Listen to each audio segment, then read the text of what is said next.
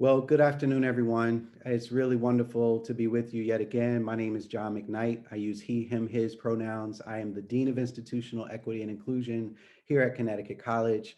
I really hope you're enjoying your Elevate experience so far. We have had so many wonderful sessions, incredibly informative, empowering, and I hope that you're enjoying the experience. I want to begin again, as I did this morning, by acknowledging the land that Connecticut College sits on.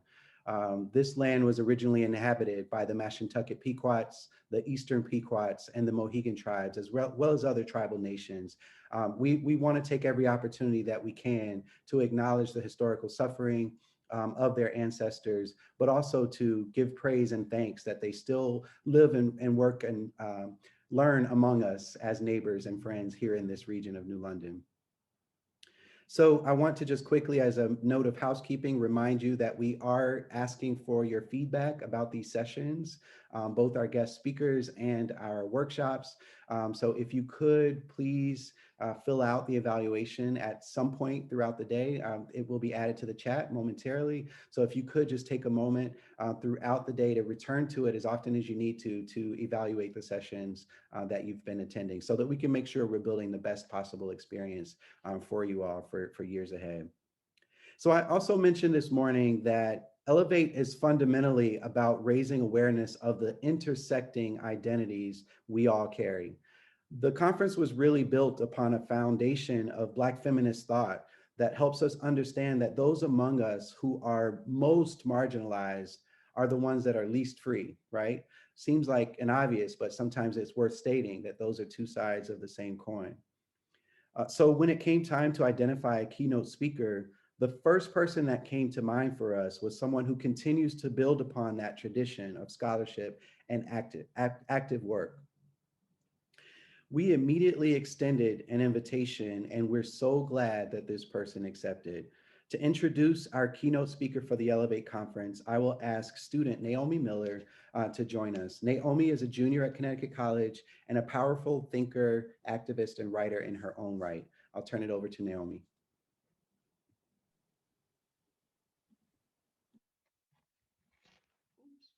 Sorry, guys.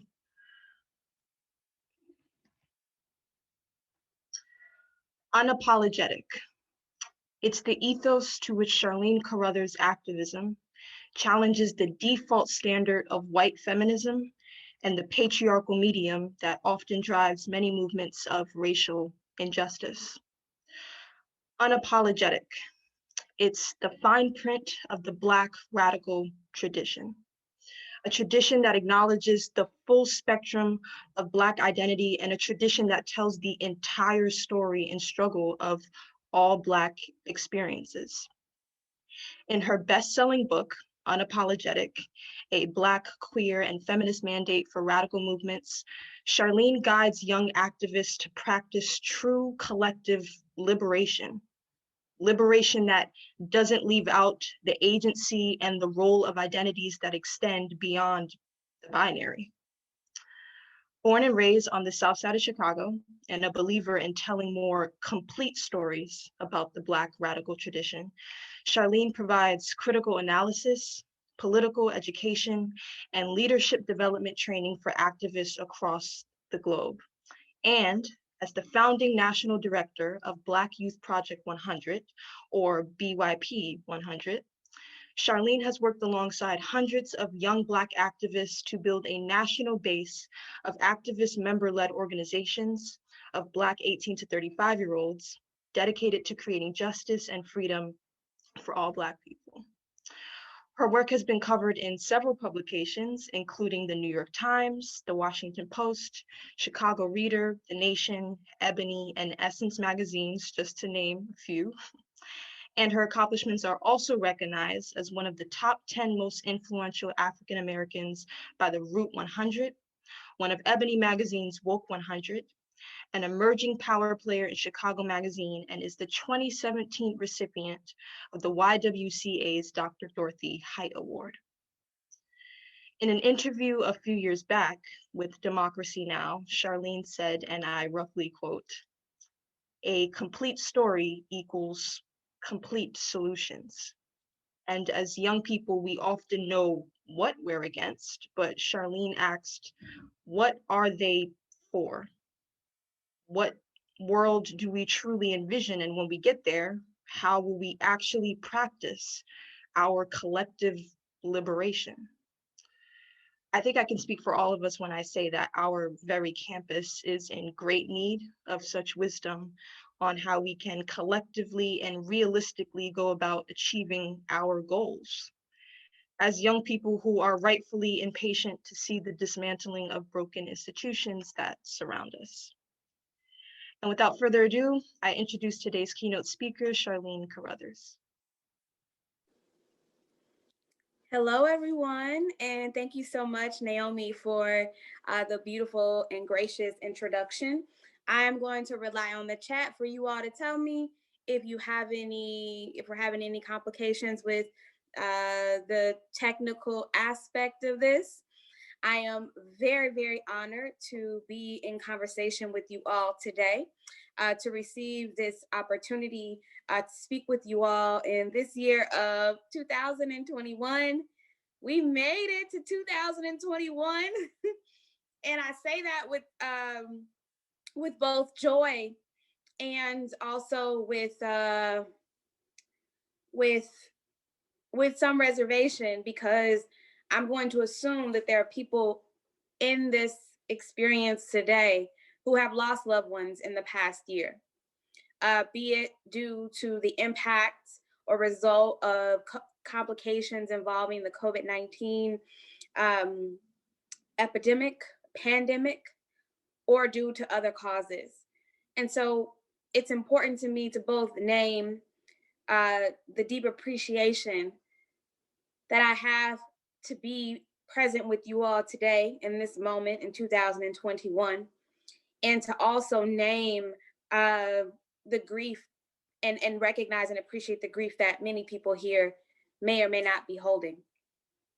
And so thank you to everyone who has contributed to bringing this event together, to make a choice to engage people.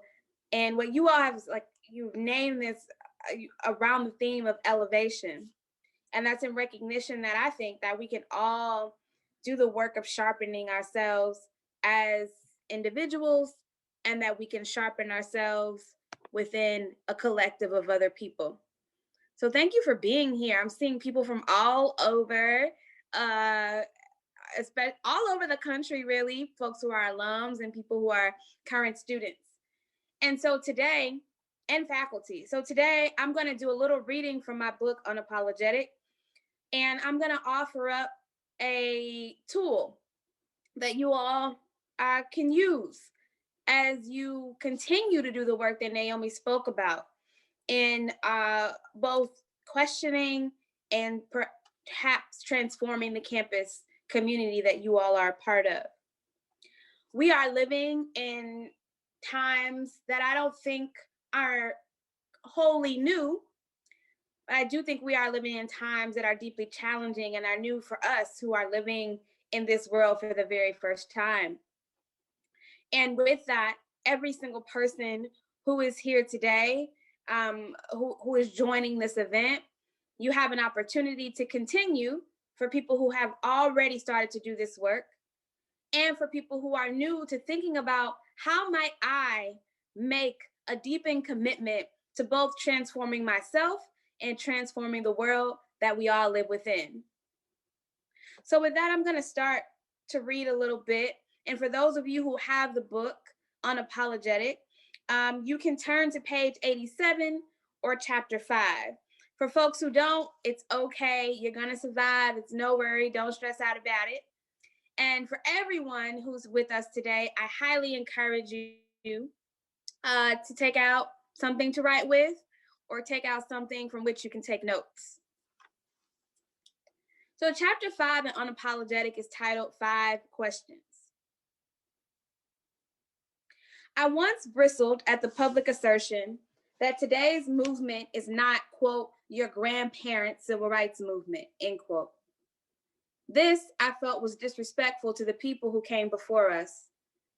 But as I reflected more deeply, I found truth in that statement. This isn't the civil rights movement, and that's okay.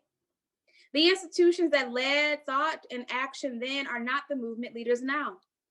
The Big Four, the NAACP, the Urban League, Student Nonviolent Coordinating Committee, or SNCC, and the Southern Christian Leadership Conference, SCLC, either no longer exist or hold much less power and influence in Black activism. Today's movement doesn't look or talk or otherwise communicate the same way as those who came before us.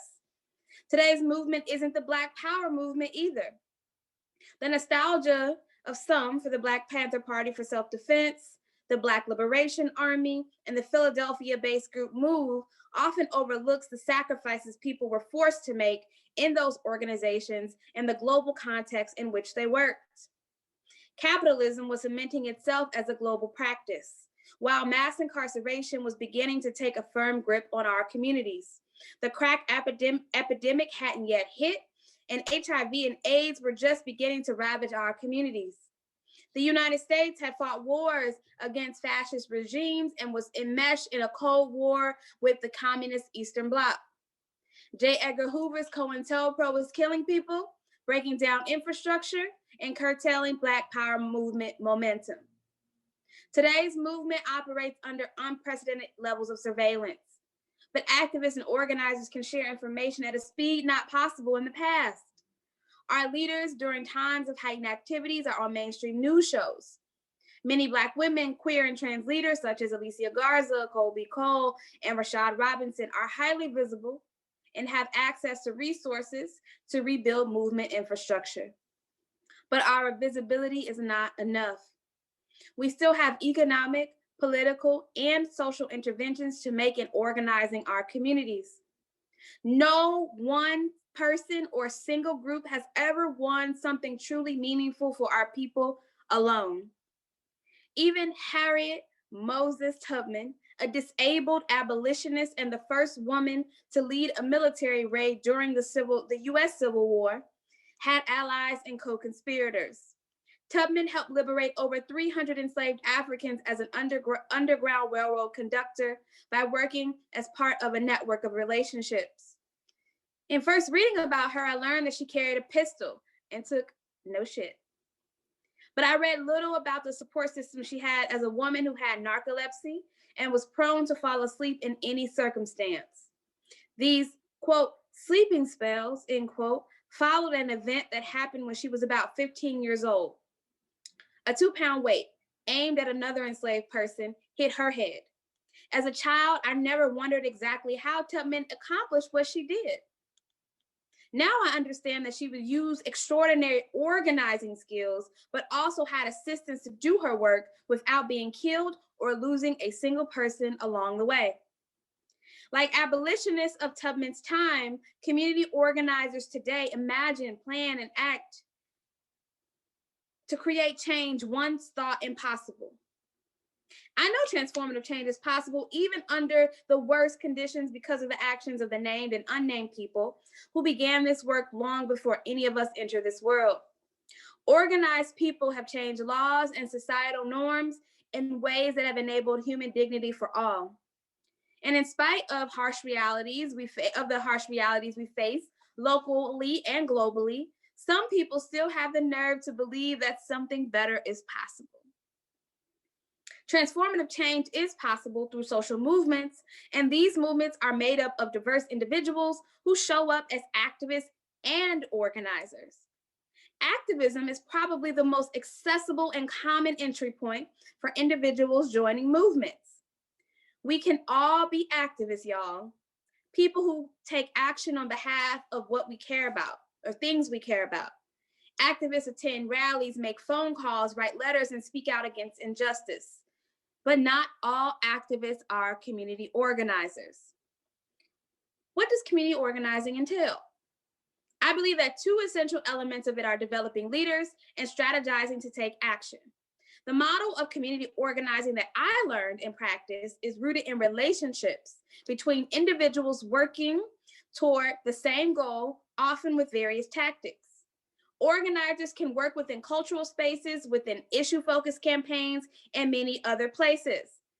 I believe in community organizing that works to dismantle systems of oppression and replace them with systems designed to allow collective dignity and power.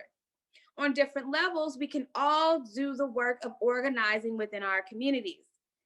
Community organizing is not inherently or automatically radical or liberating, and no one person or group has a monopoly on it.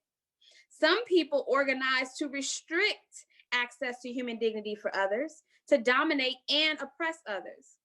Like us, they organize around ideas and require resources.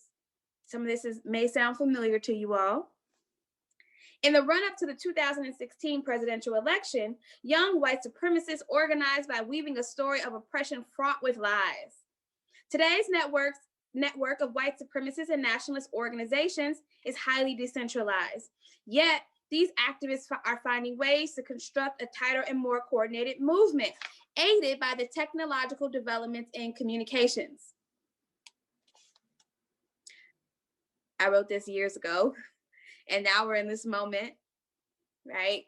We're 2 weeks past an attempted coup coup, depending on which side you fall on, in the US Capitol. And I was thinking about these things in 2016, 2017, when I wrote this book. And I do not claim to have predicted what would happen. I name this now because it should not be a surprise. It wasn't a surprise to me, and it wasn't a surprise to many people who have had their ears and their fingers, their toes, their eyes, their bodies in this world fully.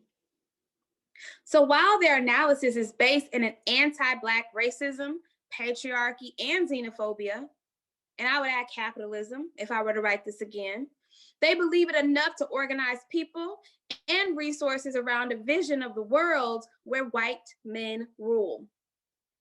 And they co-opt the language and tactics of the same social movements they oppose. Community organizers committed to collective liberation cannot afford to rest on their laurels or be content in feeling morally superior. Community organizing for our collective liberation requires interpersonal and sound relationships with the natural world around us. I believe in organizing with groups of people to create the type of world we want future generations to live in. The gap between the world as it is and as I want it to be expands and contracts. And I can't control the size of this disconnection, but I do believe that the gap gets smaller when I organize with people along lines of shared interests, values, and vision. And so I read a bit of the beginning of this chapter because I want to introduce the 5 questions to people who haven't had a chance to consider them. And I also wanted to talk about the 5 questions more for people who have had a chance to sit with them and to consider them. So these 5 questions, how did I even come up with them? I'm writing this book. I started writing Unapologetic maybe in 2014, 2015. And I said to myself, what would be useful? What is something that people can move away with from this book that they can take with them and do whatever is useful for them? What's an organizing thing that folks can use? And I had no idea that it would take off the way that it has taken off. People use these 5 questions all over the world. And to me, it's one of the greatest contributions that I think I have been able to make to movement building through this text.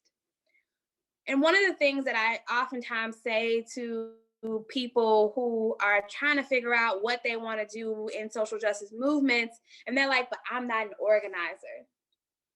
What can I do? I'm a writer. I'm an artist, whatever that is. And particularly for the writers, I say, well, we need your writing because only you can write the thing that you're going to write. Only you can do that. And writing endures in ways that a speech at a rally, a poster board at a rally may not endure, because people can revisit it over and over and over again and make of it what they need and what they want. And y'all, there are pluses and minuses to that, for sure. There are pluses and minuses to that. And so let me get to the 5 questions. You're like, some of you might be like, why don't you, what are these questions that she's talking about? So the first question, I'll say them all in order, and then I'm going to revisit each of them. The 5 questions begin with the question of who am I? The second question is Ella Baker's question. Who are my people? The third question is, what do we want? The fourth question is, what are we building? And the 5th question is, are we ready to win? Now, these questions are questions that people can ask on their own, and questions that they can then necessarily ask and interrogate and revisit over and over and over again with other people. It's not a one-stop shop. It's not that, you answer this question and then that's it. The first question of who am I began with this question because for a couple of core reasons that I hope folks can take with them. And to be clear, and as I should have said at the beginning, I meant to say at the beginning of this conversation or this talk, is that I don't want you to agree with everything I say or think that everything that I say is like the final truth, the end all be all. Mm-hmm. My hope is that you move away from this conversation agitated and perhaps asking different questions of yourself and thinking about your work differently. So in the question of who am I, that question is really at the core of about, what do you care about? What are your values? Where do you come from? What is the thing that when you wake up in the morning, it either motivates you to get out of the bed, or it is the thing that weighs you down and makes it difficult to get out of the bed? Who are you? What drives you? What is it, the pit of your stomach in your center, that gives you angst, right? What is that thing for you? What are the makings of you? And the answer to that question, if you are a person living in this world, should change over the course of your lifetime, right? What are the things that you believe in? Me, I am a born and raised South Sider from Chicago. I am a well-read Black girl, which is an actual organization. I have Instagram and everything. I love reading. I've always loved reading. It's been a place that reading has been a site and an experience for me that allowed me to escape the things in the world that I didn't want to live with every day and to go into someone else's world. We do breed excellence, whoever that is, Maurice, you're right. We do, in all shapes and forms. I'm the daughter of 2 Chicagoans whose mothers migrated to Chicago from Mississippi, right? And so from the way that I talk to the way that I eat, to even many ways that I think, are deeply, deeply textured by the South and what it means to be a descendant of those who migrated from the southern region of this land. So in thinking about who you are, we then necessarily move to the next question of, who are your people? Who are you connected to? And I began to speak of that when I'm talking about who my people are and how they migrated up from Mississippi. So Ella Baker, prolific. If anyone knows who she is, you can totally drop in the chat. What do you know about Ella Baker? Have you heard of her before?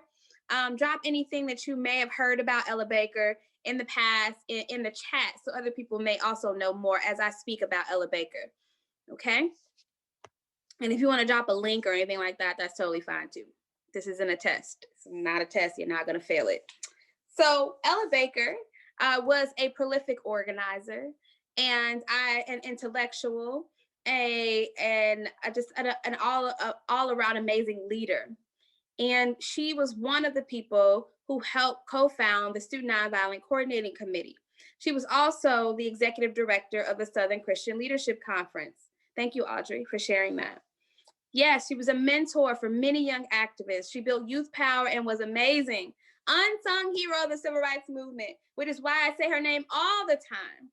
All the time, yes. Ella Baker, oh my gosh, you share a birthday with Ella Baker. Is that what, December 13th or December 11th? Somewhere in there. 13th, yeah, I got it right the first time. And Ella Baker is known to also say that Dr. King, or Martin, she said Martin, because she could call him Martin. I didn't know him, so I couldn't call him Martin like that. Martin didn't make the movement made Martin. Martin did not make the movement made Martin. I'm going to get to that point about strong people don't need strong leaders too. I think it's a really important piece about how people understand her. So when she would meet people, she would ask them, who are your people? And the answer to that question could tell you a few things. Of course, it could tell you where someone was from. It could tell you who someone's friends are, who their family members are. And it could also tell you who are they responsible to and for. Who can hold them accountable? Because people throw around this word accountability all the time. But when you do something that is out of line with the values or the commitments that you have made, who are the people that other people can call, contact, lean on to say, hey, we need your help with such and such? And why is that? Because you are in relationship with that person. You are in relationship with those people. Not every person on the street or on the corner can hold you accountable. We do live in a country where accountability is all too often equated with punishment. We live in a country where all too often accountability is equated with punishment. Where, when, and if we harm someone, accountability often comes from, accountability oftentimes comes in the form of punishment from people we have no relationship with, meaning the police, the court systems, the jails, the prisons, and perhaps even mental health institutions. So there's no wonder that there's a national conversation about cancel culture and what it is and what it isn't. Any conversation about cancel culture necessarily has to also be a conversation about how we live in a country and broadly a world where solutions to conflict, violence, and harm are oftentimes, more often than not, based in punishment and broader systems of what folks may call the prison industrial complex, right? Which is an entanglement of various systems of punishment to deal with conflict, harm, and violence. That includes policing, it includes prisons, it includes jails, it includes surveillance, it includes bans on people from coming into the country because they practice a particular faith, such as the Muslim ban, which has now been overturned. All of these things.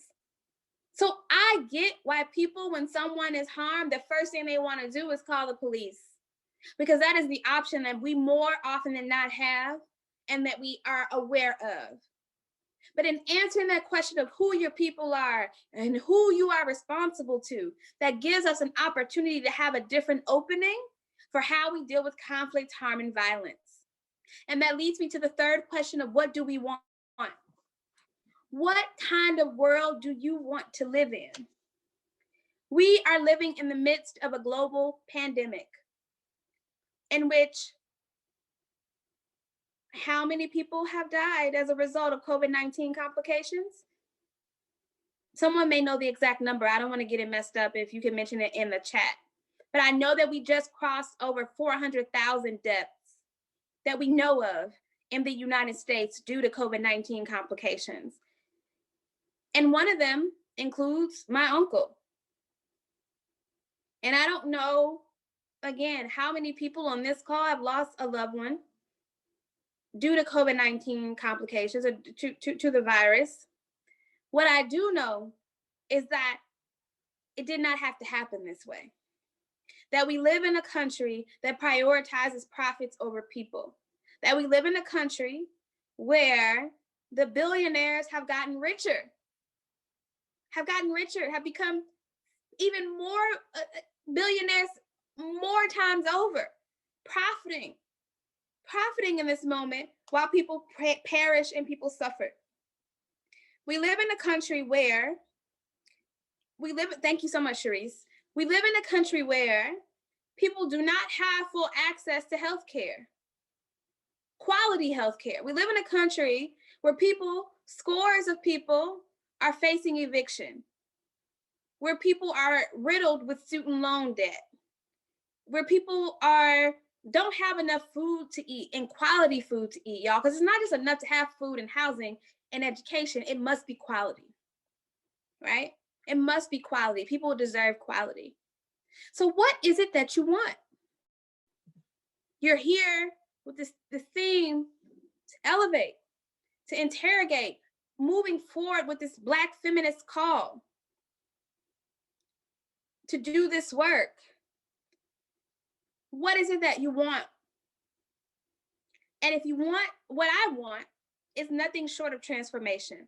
Nothing short of transformation. What we have now is not good enough. What we had before was not good enough. What happened in the US Capitol on January 6th, 2021 was not an anomaly. It was not improbable. It's very probable, and very likely, because we live in a nation that continues to exist in the afterlife of what Saidiya Hartman would call the afterlife of slavery. We live in the afterlife of an ongoing genocide of Native peoples on this land, an attempt to, because they're still here, they are still living, they are not of the past, they are here, they exist. We live in a nation where a Reconstruction project was never fully implemented. And we live in a nation that continues to refuse to actually contend with its history fully. Because in doing so, if we were to actually contend with that, as Naomi spoke about earlier, we would have to tell more complete stories. And when we tell more complete stories about what has happened to us, to our people, to our ancestors, we are in a better position to craft more complete solutions. Incomplete stories lead to incomplete solutions. And we have to do the business of telling more complete stories about the history and the current conditions within this nation, or within this country, on this land, which continues to be a project of settler colonialism, which continues to be a project of capitalism, of anti-Blackness, of white supremacy, and of patriarchy. And at the same time, at every single turn of all of those nasty things I just named, those painful things, those oppressive things that I just named, at every turn, there's always been a concerted effort to end them. There's always been resistance, every single turn. There's never been a time in history since settlers landed on this land that there was no resistance. Never been a time. And so we can absolutely take the time and make the commitment to figure out what it is that we want in the midst of this. And once we're clear, we begin to get clarity about what we want, we move to the fourth question of what are we building? What are we building? How are we going to get the things that we say that we want? And I am a believer in a diversity of tactics. I don't use the word diversity too often. It's not my favorite word. It's actually become a whole other thing. But what I do know is that the world is naturally diverse. When I think about ecology, when I think about the ecosystem that we live within, we know that the more varieties of plant life and natural life we have, the better chances we have at a thriving planet, period. Just on basic, just if we want to talk about the earth, right? And so knowing that, I believe in engaging in various tactics. I believe in engaging in tactics that involve the electoral system. I voted in every election since I was 18 years old. And I'm also clear that that is not enough. That voting and engaging in electoral politics should be a part of a broader strategy towards liberation. One that is also about meeting the needs of people and transforming how we relate to one another. So as we build institutions, as I am, as someone who believes in the abolition of the prison industrial complex and works towards that, as I do that work, I want to create the sort of political terrain and relational terrain that is necessary in order to transform the world that we live in. So political, both formal politics, the formal politics of political parties and the formal government, and then also the politics of how we are with each other, and the politics of how we might be able to govern ourselves outside of the systems that are set before us and forced upon us. And so what are we building? And I want folks to be clear about whatever it is they're coming. You're going to a meeting to develop a strategy for the university. What is everybody clear about what you're coming in the room to do? Because some people might be coming in the room to just tinker around the edges. That might be what people want to do. They might just want to put some band-aids. And some people are like, we need to transform the entire university system. And we need to transform the relations of power. But y'all, we have to be clear about what you are coming in the room to do. And that at every phase of that, there may be different aspects that emerge in that process that may not all be transformative, but they may get you to where you need to get to and where you want to get to. And the very last question in the 5 questions, so far we've talked about who am I? Who are my people? What do we want and what are we building? Necessarily, the very last question is the question of, are we ready to win? Are we ready to win? Are we ready to live in that world that we have been fighting for and we've been yearning for, and the world that we deserve? The world that we've been fighting for, the world that we've been yearning for, and the world that we deserve. Because this isn't a simple conversation of privilege, access, equity, equality, inclusion. It is a conversation about creating the world that we all deserve. A world where we can be within our full dignity and in right relationship with one another. It is fundamentally about that for me. And if you're sitting there and you're like, girl, I don't know if I'm ready, or no, I'm not ready, now is the opportunity to do the work to get ready.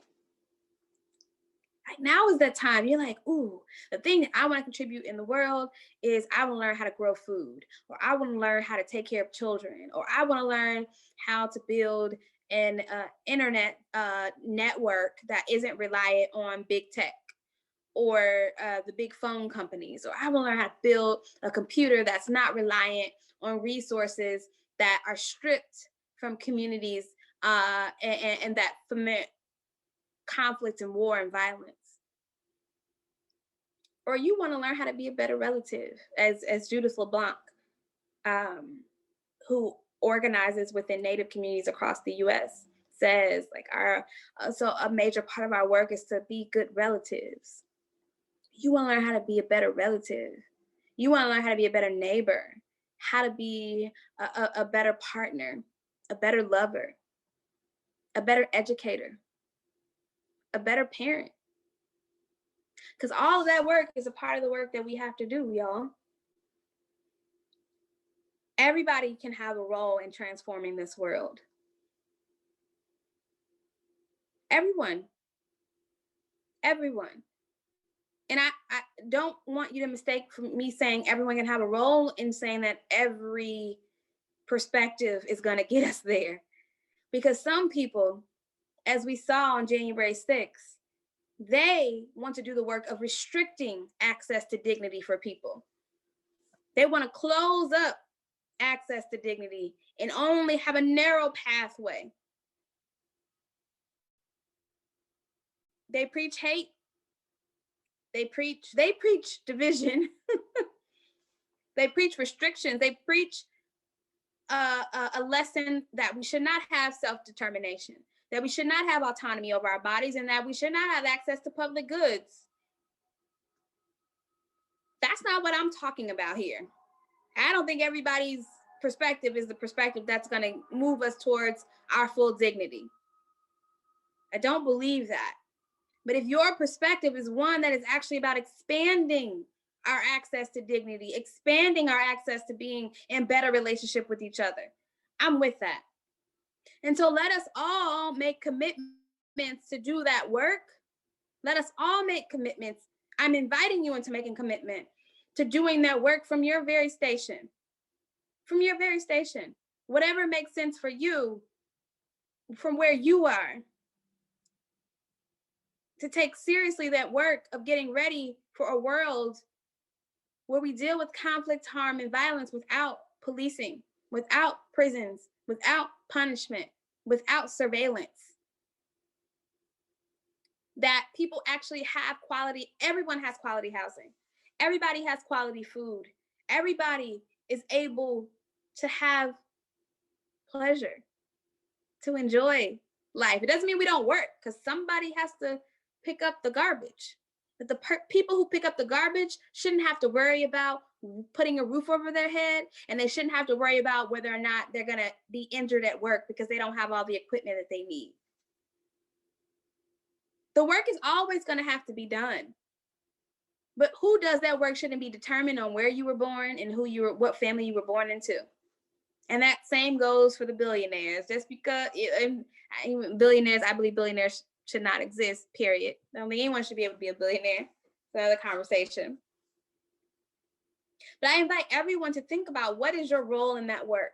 What is your role in getting us to a place where we can be in right relationship with each other and the land that we live on? And even when we win many of the things that we are calling for right now, or all of them, there's still going to be work to be done. We will always be in movement. But my deepest desire is that we have different terrains in which to actually struggle within, that we're not fighting the same battles 20 years from now, 50 years from now, that people had to fight 100 years ago, and people are fighting now. So with that, I thank you all so much for this opportunity to begin this conversation, and I'm excited to engage in the next section of our conversation to address your questions. Thank you so much. Charlene, thank you so much. Really poignant. Really, you've given us a lot to mull over, and I really appreciate the questions you've posed. As someone who did read your book, and we also ordered lots of copies for our community, so I know there are a lot of folks out there who have read it, and hopefully we can spread even more of your concepts around. So thank you. The first question I'll pose, and they're starting to come in from the audience, is, you know, you're probably getting invited often to various spaces to do this work. And there's been sort of a running theme throughout the day so far with some of our other sessions, just about the energy that it takes, right, to do this activist or organizing work. So as the questions are coming in, just want to ask you, how do you maintain that motivation and that energy to do the work that you do? Oh yeah, thank you. Thank you for that question, John. Where do I begin? So I'm currently, I don't think it was in my bio, but I'm currently a PhD student in Black Studies at Northwestern University. And this is actually, like, oddly a part of me taking care of myself. So I have a commitment to, like, a lifelong pursuit of knowledge. And study is really important to me, because I spent the past like 15 years or so doing organizing and activism work across the US and doing also work globally.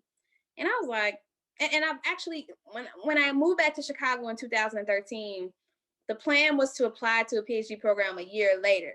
But then everything just like exploded in 2013, and we created and built out BYP 100. And so that was, you know, that was 7 years ago at this point, a little bit over 7 years ago. And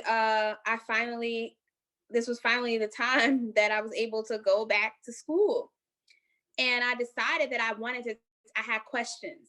I had questions that I needed time to interrogate, investigate, things that I needed to read that I had not had time to read. I just needed time to study.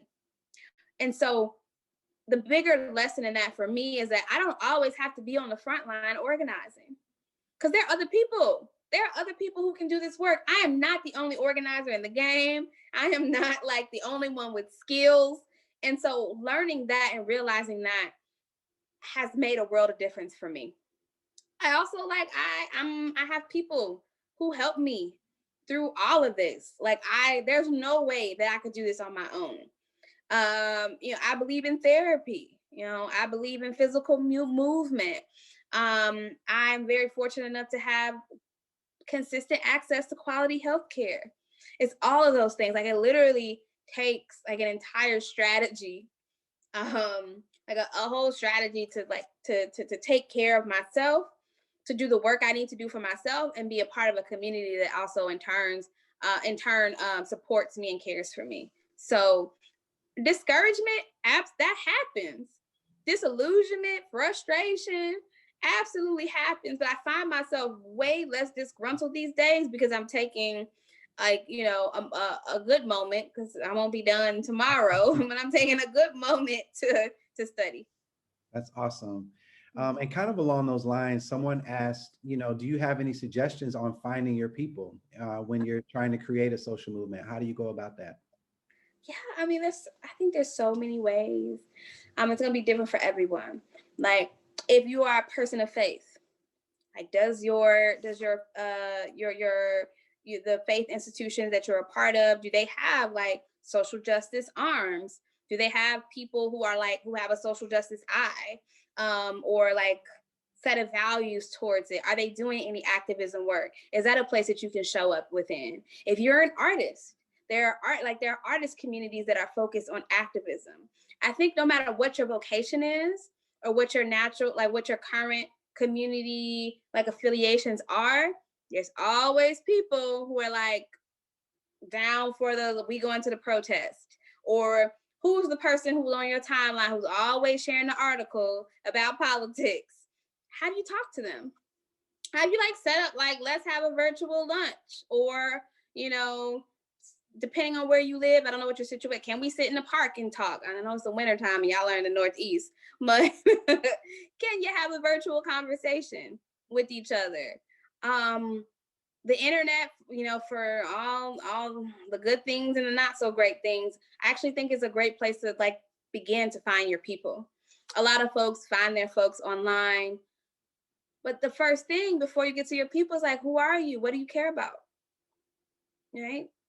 And one thing that I talk about in the book is a difference between selfishness and self-interest. And I prefer not to, and I encourage other people that if you come across an organizer, an activist who's like, I'm not doing this for me, this is for everybody else, I suggested you move in the other direction. Because if they don't see what's at stake for them, how are we going to be accomplices in a thing? How are we going to do this together? I want you to see what's at stake for you in whatever issue it is. Even if you don't have the highest stakes, right? Like the folks who showed up this summer calling for the defunding of police, who don't live in communities that are highly policed. I want you to know that you are doing this because you understand that even though your community isn't highly policed, it matters to you that you live in a town or a city where people are heavily policed, people are being killed, and you care about people. You actually care about people, even above your tax dollars, which, that's another thing too. Okay, that's fine. We can call that out for sure. You should care about where your money goes and how the government spends it. And you should care about the people who are being harmed. And that living in a community where everybody can't live in their full dignity also impacts your ability to live within your full dignity. So I think that you have to go through that first question to find out what you care about along that journey towards finding your people. That's awesome. Thank you. So there's a question coming in about the recent kind of political rhetoric around creating unity, especially across political groups. What are your thoughts on that? And how important is it to create kind of widespread unity across groups? Yes. So, Audre Lorde, She was a Black feminist, lesbian activist, and poet, scholar, just a whole bunch of stuff. She said a lot of important things about differences and about unity. And I'm pulling up something that I wrote about this in Zora, where she talks about how we don't need this.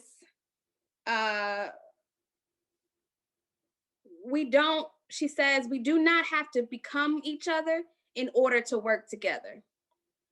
She called for unity across difference. And she talked about what terror creates in how, as I understand it, the terror that is like fomented by the US government, by corporations, by wealthy individuals teach us that our differences are like our primary points of division. But Audre Lorde at the same time tells us, even within our differences, we don't need this like flattened unity where we are all the same, thinking the same, doing the same. What we have to do is actually broaden and redefine how we're even understanding unity. And so these calls for unity, absent of people taking responsibility for their actions, people being honest about what they did, is asking folks to like basically silence themselves, to not actually have any semblance of restoration or transformation in the process. So it's not simple enough. And I noticed what President Biden did during his inauguration speech. He actually addressed the critiques that people have made about unity. And I appreciated that, but then he doubled back. He then doubled back on the whole unity message. And so what I'm interested in is alignment. And in order to be aligned and to become aligned with each other, we actually have to struggle with each other. And struggle can only happen in generative ways when people are coming to the table honestly and coming with like genuine commitment and interest and moving forward. And also necessarily shifting power dynamics in this country. And and they have to take responsibility for what they've done. It is not enough to just say we want to be unified with people who just last week were saying that an election was illegitimate, that it was corrupt, and frankly, what was underneath that is that Black people's votes were not valid.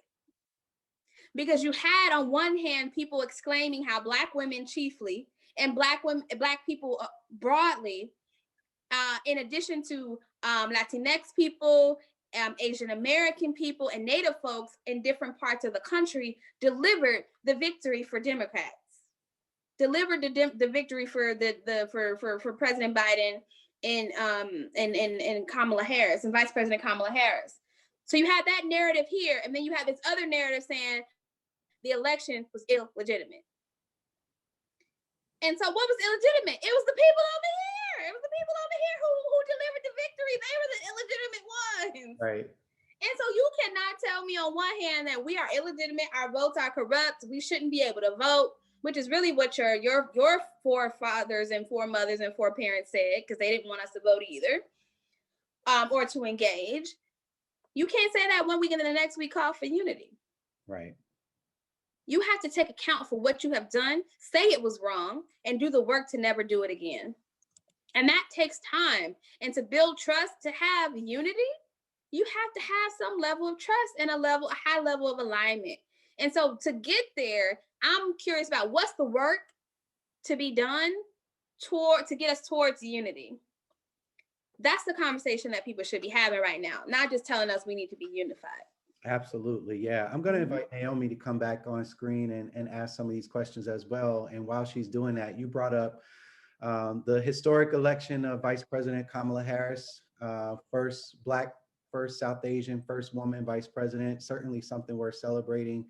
Someone wrote in with a question around the complexity of her past as a prosecutor, her past actions regarding the prison industrial complex and people's criticism of it. I'm going to expand it a little bit because you also know as a Chicagoan that the Obama era presidency was a complicated thing, right? Something worth celebrating, something historic, something that we also really can look back on, or even at the time, with a critical lens. So how do you think about these historic firsts, right? And some of the kind of, in this case, the prison industrial complex in particular, and that legacy that Vice President Harris has? So, this is tough. I remember the first time I met then Senator Harris, now Vice President Harris. It was a little awkward because I'm thinking like it was like this event, and we have a picture. I haven't posted it. It was a little awkward. She was like, "Are you okay?" And I was just like, in my mind, I'm like, "Whoa, I know your record. I know your record." And they're also like giving you an award because you support reproductive rights and reproductive health. And I know your record.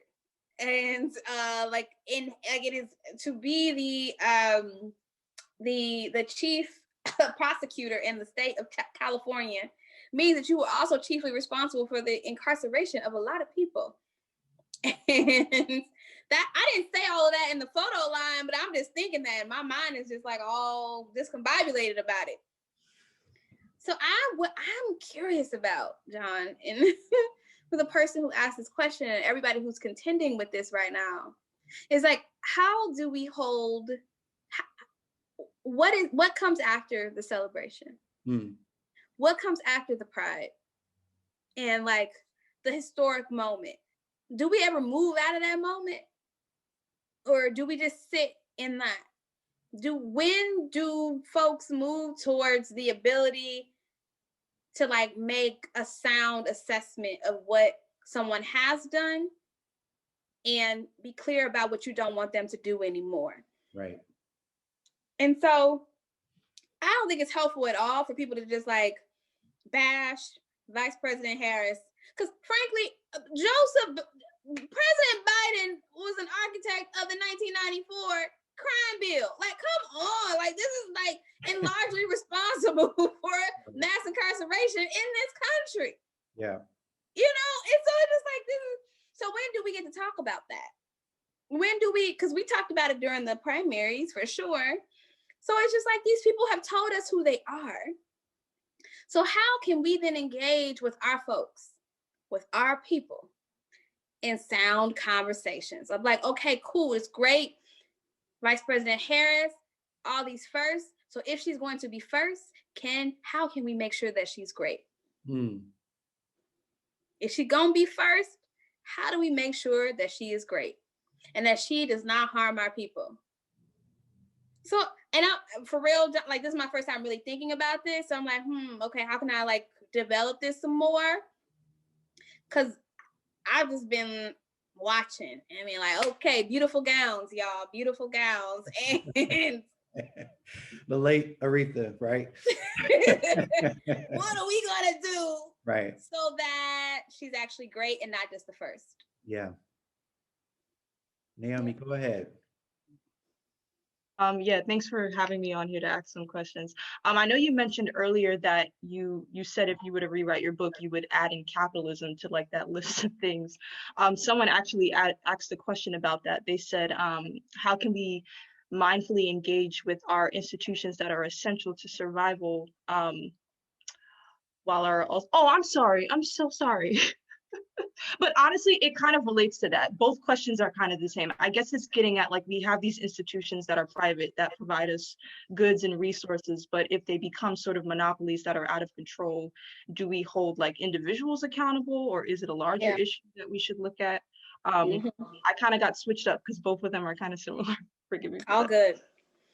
So the first thing I'm thinking about, Naomi, with that question or those questions is the internet. And how I don't know if people predicted that the internet would become so entwined with our day-to-day lives to where I believe many people would argue that the internet should be a right. Like it should be free, except everybody, because you kind of can't fully function in society without access to the internet on some level. Like so many things are digitized in society today. And of course, there are people who live off the grid.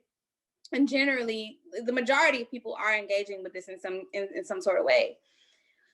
And so given that, why isn't it a fully public good? Like, why isn't it that? Well, we can point to corporations and individually wealthy people who go in and out, like, you know, it hasn't been the same white men or the same people at every step. Like, they get traded out with other people. So it's not simply about individuals. It is absolutely about these broader institutions, and the broader economic system in which we live within, globally and locally and nationally, all of that. And so I think that, you know, one of the first things we can do is like beg the question, make the challenge, and interrogate, like, just because a thing is the way that it is, does it have to be that way? What are other ways that it can be? What are other ways that it has been? Like, how are people already innovating and doing things differently? Because I can almost guarantee you, if you have a question, someone else has asked it too. Someone else has asked that same question before. And then it's probably someone else has tried to solve for it too. And so how might we do, like, ask those questions to ourselves, ask those questions in collectives of people, and organize towards the things that we want? Because there's a train of thought that says that there's no ethical consumption under capitalism. And generally I agree with that.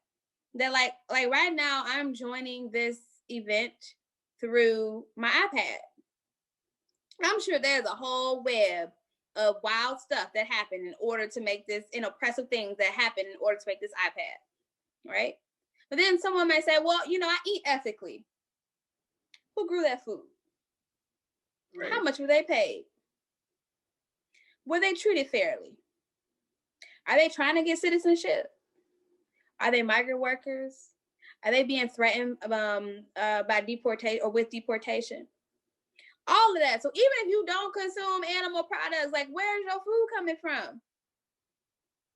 All of these things. And so I don't think that I can, like, ethically purchase goods. I can just buy well and get my way out of this. This is not an individual thing. It's not just about our individual actions, using less electronics or not driving. But a solution to that is, like, why don't we have fully accessible public transportation across the country? Why don't we have high-speed rail everywhere? Why do people always have to get on a plane? Because they can't easily get from one city to another place. And so that we have more emissions in the atmosphere because people are on planes and not using more ecologically friendly modes of transportation. Like, all of those things. I think about in New York City, where I am right now, and like there's still like so many train stations where you can't take an elevator down. You have to be able to walk down. Yes. So instead, you got to take a bus. And the bus is like, you know, and they only run so often. That all of these things. And in the midst of a pandemic, your options for transportation become like you choose this, or you risk yourself by contracting a virus. It's just all these things. So these are not it's not just individual choices. It is totally about how our society is organized. And none of the stuff that I'm saying is the first time it's ever been said. And that there are actually people who are actively working towards creating economies that are regenerative and that are not extractive. So that stuff, like, inspires me greatly. Right. Yeah, I would agree. It most definitely is a multifaceted issue. Really hard to pinpoint any individual. Should I ask another question? Do you make? Right? Should I? Okay. I see a question here. So yeah, this person is asking that in trying to engage and be present in making change, sometimes they make mistakes.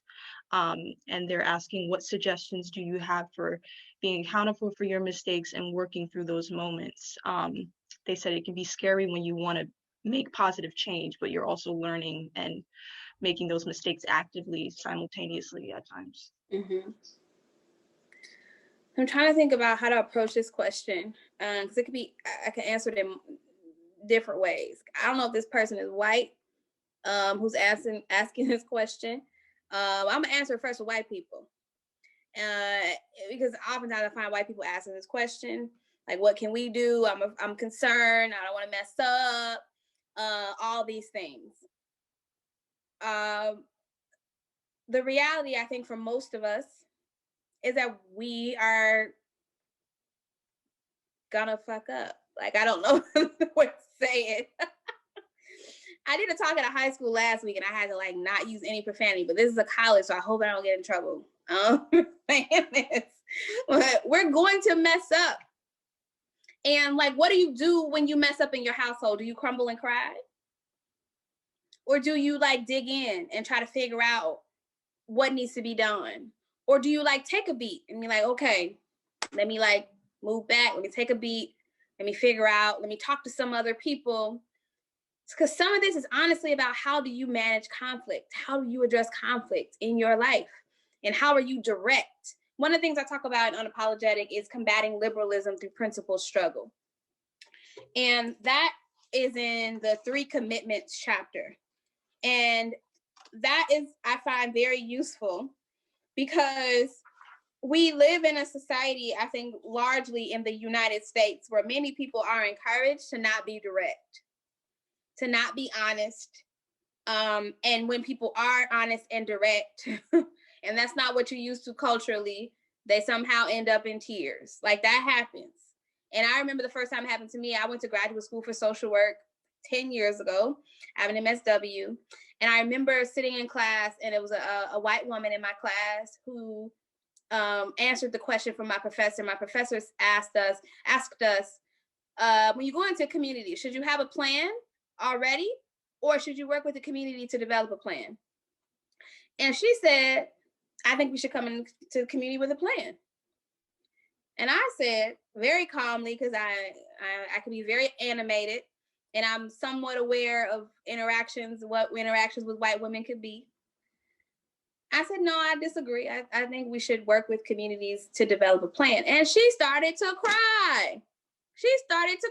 And that was my first like experience. And some of y'all are on here and be like, yep, that's happened to me before. And some of y'all have been the criers. I don't know who you are. I ain't looking at you. Can't nobody see you, but some of y'all have been the criers. But it's like, if you're going to show up to social justice movements, you should absolutely have feelings, and you should be able to own the feelings that you have and know that if you're going to show up in principled struggle, is that you are responsible for your feelings. And that's not meaning that people don't like do harmful and hurtful things, but you are responsible for your reaction to what someone else does. And that doesn't mean you can't be upset. Doesn't mean you can't be hurt. Doesn't mean you can't be angry. But are you able to show up in your dignity and like not show up in a way that is counter to your values? Because if you're like, I actually am here to help build movement, you can't be offended every time somebody disagrees with you. And this goes for everybody, not just white folks. This goes for queer folks, goes for trans folks, folks who are undocumented, folks who are disabled, all of these things. But none of that stuff can happen. None of it can happen. Principled struggle cannot happen if we are not in relationship with one another. I could be easily hurt just because I don't know you. Because, for example, when I'm in class, I frown. I've done it since I was like forever. And so sometimes like professors would look like, are you okay? And I'd be like, yeah, I'm just concentrating. Like, I'm just focusing. But if you don't know that about me, you might think I'm upset with you. I'm not upset with you. I just make a lot of facial expressions. But when we're in relationship with each other, we're better able to communicate. And I'm better able to know that, like, actually, if you mess up my pronoun, I can say to you, actually, these are my pronouns. And you can do better and actually respect how I want to be named and how I want to be called. But if you're just some person on the street, I might feel differently. Or I may not. Who knows? So I think so much of this goes back to whomever asked that question, no matter what your identity is, no matter how you identify, what your politics are. So much of it goes back to, are you taking ownership over your response, over your actions? And are you, are you also really clear that everything is based upon relationship and whatever the status of that relationship is. And I'm not saying we all have to be in deep relationship with one another, but if I don't know who you are and you say something very hurtful, I may not trust that you're gonna stop doing it. And so I may have to see you do better before I believe that you can do better too. So, yeah. Right. I love that question. I can personally relate to that. A lot of what you said. Okay, so we have two more questions. Okay. Dr. Lewis asked, oh, she had a really nice statement. She said, this work is so daunting. It's like looking at the closet you threw everything into, and now you have to organize, and you have to know where to start in organizing everything that's in this closet. So what advice would you have for those who want to jump into this work, and where and how should they start, and what would you recommend as like their first step? Mm-hmm. Well, I think engaging in conversations like this is an excellent like first thing to do for like brand new people. And really what that is learning and listening and like just having conversations with people. You came here with the purpose of learning. So it's already like people should be creating a space for you to learn and for you to not come with all of the answers. Right. And so having and holding spaces like this where you don't have to be the strategist or the person to develop, to develop the entire plan. Always be curious, ask questions. Like one of the things I enjoy most about being in school again is that I get to go to other people's events and listen to them and ask questions if I need to, or I can just sit back and listen and not be the person who's like positioned as an expert on something, because we're all experts on our own experiences. We are not experts on the entire world. Like I'm not the expert on all Black people, even though I'm doing Black studies. I'm not going to be an expert on all Black people. It's impossible. But what I can do is come to a conversation and be curious. And the other thing I can do, the next thing is to study. Like, sorry, y'all, the music going past. But what I can also do is keep a commitment and maintain a commitment to study. Right? Like even if you read Unapologetic, I cite so many people and so many sources in this book. Please do your own study, your own like exploration on these topics. So first, get curious, be in learning environments. The second is do study, both on your own and with other people. And study it includes reading, and study also includes watching documentaries. It includes listening to people tell their own stories. It includes going to museums and looking at art. Like study can be so many different things. I watched a film most recently called Beats Per Minute, and it's actually in French. It's made in France, and it's about ACT UP in Paris, which was an HIV and AIDS activist organization fighting for HIV and AIDS rights for people who were living with HIV and AIDS.